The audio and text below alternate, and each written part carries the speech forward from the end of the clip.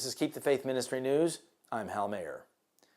Chase Strang Geo, an attorney at the American Civil Liberties Union, said the Christian right is implicated in the slaughter of 49 LGBT people at a gay bar in Orlando because they work to pass anti-LGBT bills. The Christian right has introduced 200 anti-LGBT bills in the last 6 months, and people are blaming Islam for this. No, Mr. Strang Geo said. The illogical conclusion of Mr. Strang Geo is not the only such allegation drawing a moral equivalence between Christianity's teaching on sexuality and the mass shooting which a man who swore allegiance to the Islamic State carried out.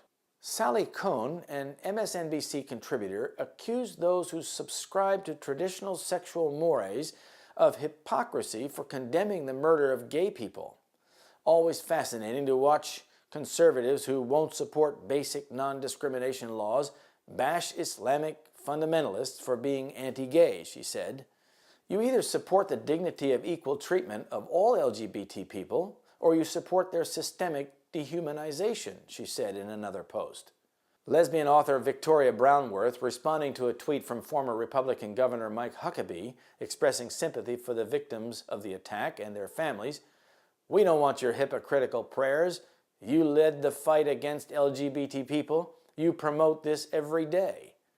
Kendall, director of the National Center for Lesbian Rights, said, "In the past 2 years, cowardly and irresponsible politicians have proposed more than 200 anti-LGBT laws, including those passed this year in North Carolina and Mississippi.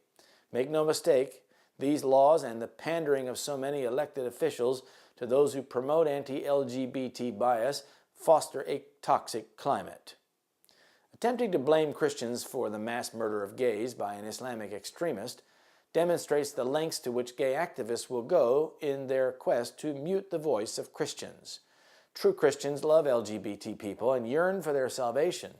They also yearn for them to give up their sins like they do for any other sinner. LGBT activists misrepresent Christians by attempting to portray legal protections of society's biblical or traditional sexual mores as hatred toward LGBT people. This is a classic example of how commandment keepers will be misrepresented by those demanding that everyone must keep Sunday as a day of rest. The people of Sodom also jumped to false conclusions about Lot when he refused to give them the 2 visiting angels that were being sheltered in his home. And they said, "Stand back." And they said again, "This one fellow came into sojourn, and he will needs be a judge. Now will we deal worse with thee than with them."